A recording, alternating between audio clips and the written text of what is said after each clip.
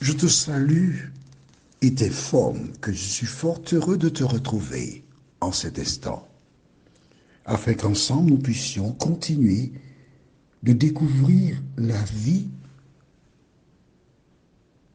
de celle qui a été appelée des ténèbres à l'admirable lumière qu'est l'Éternel. Alors que nous allons prendre le temps pour analyser la parole, recherchons la présence de Dieu à travers la prière. Prions. Saint-Esprit, nous voici à nouveau là, devant toi, pour te louer, pour tout ce que tu as déjà fait dans nos vies. Notre Seigneur, merci pour la parole. Merci pour le Saint-Esprit. Merci pour la paix. Merci parce qu'à travers l'étude d'hier, nous avons vu comment nous pouvons être délivrés de toute angoisse. Mais nous savons que nous ne serons jamais tentés au-delà de nos forces. Que ta paix et ta grâce nous accompagnent. Et que nous puissions, Seigneur, grandir en toi encore, au nom de Jésus, pour ta gloire éternelle. Amen. Tu as vu avec moi comment Saül appelle David. J'aimerais bien relire avec toi au même chapitre 26, le verset 21. Saül dit, j'ai péché. Reviens mon fils, David, je ne te ferai plus de mal, puisque ta vie a été aujourd'hui si précieuse à tes yeux. Oui, j'ai agi comme un fou et je me suis lourdement trompé. Qu'est-ce qu'il dit à David? Reviens. J'ai agi comme un fou. Je n'aurais pas dû faire ça. Je te demande pardon. Était-ce la première fois qu'il a demandé pardon? Non. Non. Il ne lâche pas l'affaire.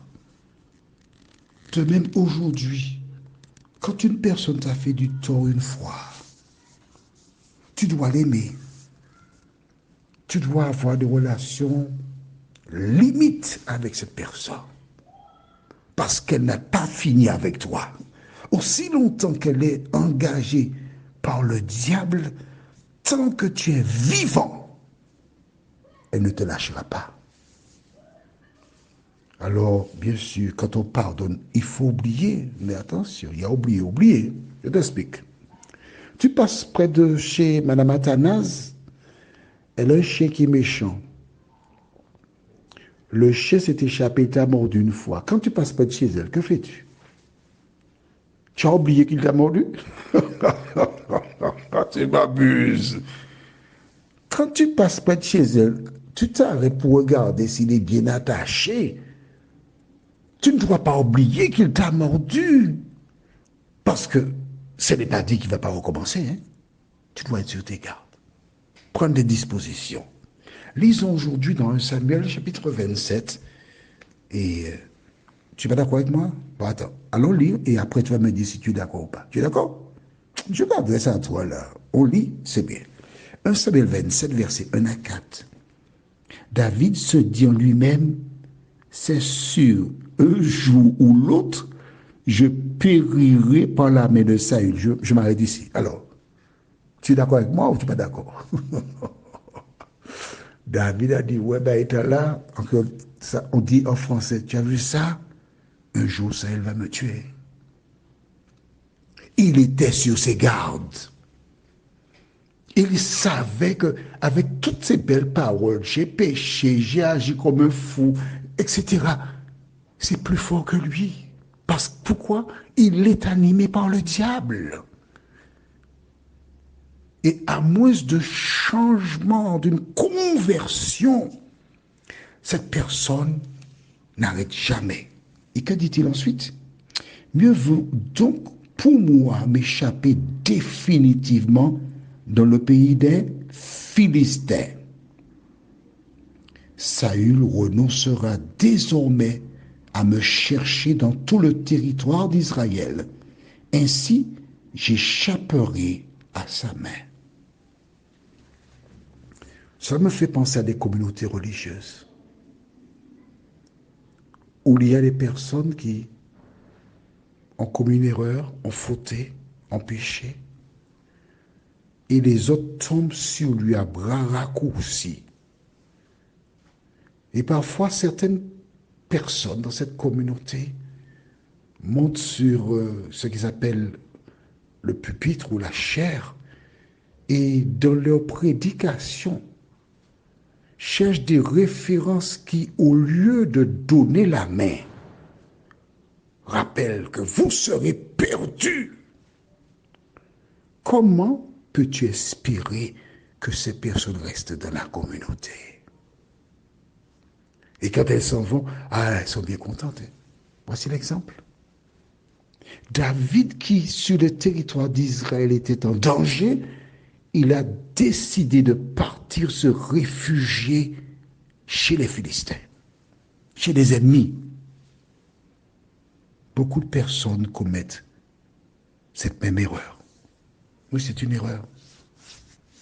Parce que Dieu peut te protéger là où tu te trouves. Mais quand tu pars sur le terrain de l'ennemi, tu es en difficulté. Mais si tu es dans une communauté religieuse où les gens lisent la Bible, ces personnes verront que le Christ déclare: si une brebis s'est égarée, le devoir c'est de partir à sa recherche et de la ramener au bercail.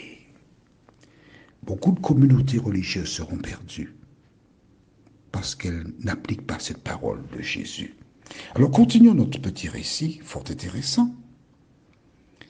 Verset 2, David se mit en route avec les 600 hommes qui l'accompagnaient et passa chez Akish, fils de Maoc, roi de Gath. David s'installa auprès d'Akish à Gath, lui et ses hommes, chacun avec sa famille. David y était avec ses 2 femmes, Aïnoam de Yisraël et Abigail de Carmel, la femme de Nabal. La femme Nabal était mort, d'accord? On avertit Saül que David s'était enfui à Gath et Saül cessa de le chercher. Tu as vu ce que je te disais? Tu as vu? Saül est parti chez les Philistins. Et des personnes sont toujours au combat.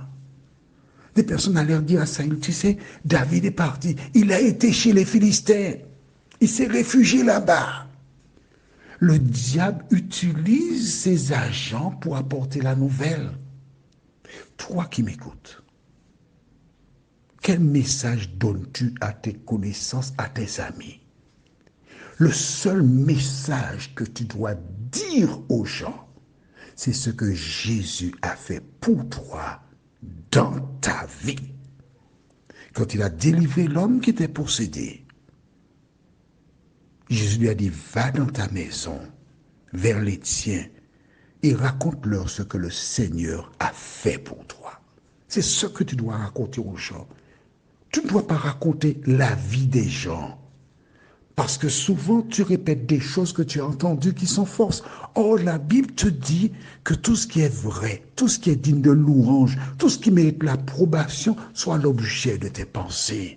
Quand quelqu'un vient te raconter quelque chose sur une autre personne, dit: ça ne m'intéresse pas.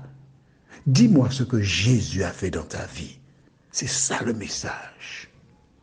Et quand Saül a appris cela, la Bible déclare: Saül cessa de le chercher. Tu vois?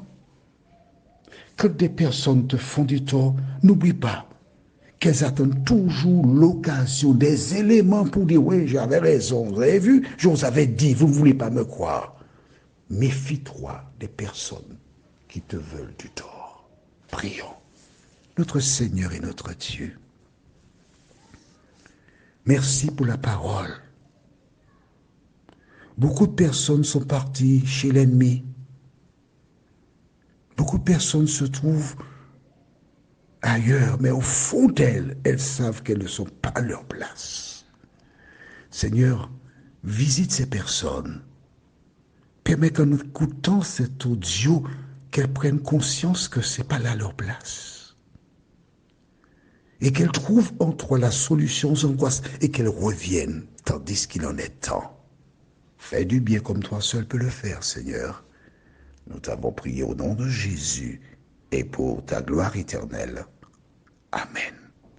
Je te souhaite une bonne journée et que l'Éternel renforce ta force et que tu te rappelles qu'il n'abandonne jamais ses enfants. Prends bien soin de toi et à demain, si Dieu nous l'a dit.